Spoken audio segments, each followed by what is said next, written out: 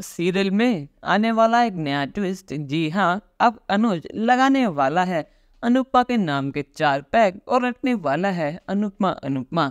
अब अनुज अनुपमा के प्यार में इतना बेचैन हो गया है कि उसने शराब पीना भी शुरू कर दिया है। आज की मीटिंग के बाद जब उसने अनुपमा राजदीप को इतने नजदीक आते हुए देखा तो उससे रहा नहीं गया।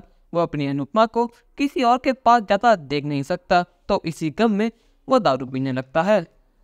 दारू के नशे में अनुज अनुपमा को फोन कर देता है और उससे बात करने के बहाने ढूंढता है। वो पहले तो कहता है कि मैंने तुम्हें मीटिंग के लिए फोन किया है। जब अनुपमा अनुज से बात करने के लिए मना कर देती है तो अनुज अपनी सारी दिल की बात अनुपमा को बता देता है। असल में दोस्तों, आज यशदीप से मीटिंग क्लोज करने के बाद जब अनुज घर लौटा और तोशु ने भी उसको बहुत सारी बातें कही कि आपने देखा ना मम्मी कैसे यशदीप के इतने क्लोज जा रही थी। मैंने आज से पहले मम्मी को किसी और के इतना क्लोज जाते हुए नहीं देखा।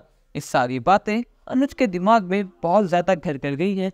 वो इन बातों को लेकर बहुत ज़्यादा टेंशन में आ गया है और वो इसको सोचे ही जा रहा है। तो इसीलिए वो अपना गम मिटाने के लिए दारू पी लेता है। दारू के नशे में वह फ़ोन करके अनुपमा से कहता है कि अनु, मुझे तुमसे मिलना है। यहाँ अनुपमा उससे कहती है कि मुझे आपसे बात नहीं करनी।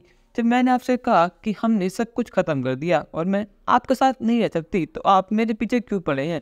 आप छोटी और श्रुति खुश रहिए ना। और वैसे भी मैंने श्रुति जी से वादा किया है कि मैं आपकी ज़िंदगी में कभी नहीं लौटूंगी।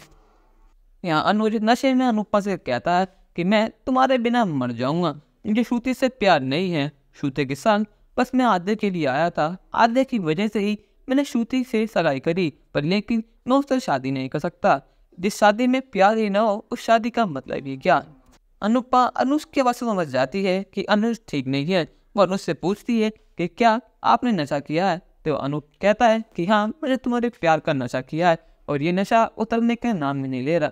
अनुपमा समझ जाती है कि अनुज ने पहली बार ड्रिंक की है। इतने सालों में अनुज ने आज तक शराब को हाथ भी नहीं लगाया, पर लेकिन ऐसा क्या हुआ जो अनुज को शराब पीनी पड़ी? अनुपमा को अनुज की बहुत ज़्यादा टेंशन हो जाती है। यहाँ अनुज अनुपमा से मिलने की जिद करता है, पर लेकिन अनुपमा मना कर देती है। अनुपमा को पता है कि अगर अनुज मेरे सामने आया तो मैं कमज़ोर पड़ जाऊंगी और मैं ऐसा बिल्कुल भी नहीं होने दे सकती। और ये कहकर अनुपमा फ़ोन काट देती है। अनुज अनुपमा को ढूंढने के लिए रात को बाहर निकल जाता है। नशे की इस हालत में अनुज रोड पर भटकता रहता है और स्पाइस एंड चटनी रेस्टोरेंट के बाहर पहुंच जाता है। वहां उसे अनुपमा मिल जाती है। अनुपमा को देखकर अनुज उसके गले पड़ जाता है और अनुपमा भी उसे देखकर रोने लगती है। वो कहती है कि आप यहाँ क्यों आए? आप इतनी ड्रिंक कर रखी है, आपसे खराब भी नहीं हुआ जा रहा, पर लेकिन आप मुझसे मिलने आए। आप इतने जिद्दी क्यों हैं? आप मुझसे इतना प्यार क्यों करते हैं कपाड़िया जी? यहाँ अनुज कहता है, चाहे तुम मुझसे मेरी ज़िंदगी मांग लो, सब कुछ मांग लो, पर मुझे अपने से दूर मत करो। मेरे लिए सब कुछ तुम नहीं हो। इन 5 सालों में मैं मरता हुआ आया हूँ और मैं से रह नहीं सकता। प्लीज़ अनु, मेरे संग दोबारा वापस आ जाओ। मैं श्रुति को और छोटी को सब कुछ समझा दूंगा, पर लेकिन तुम हाँ तो करो।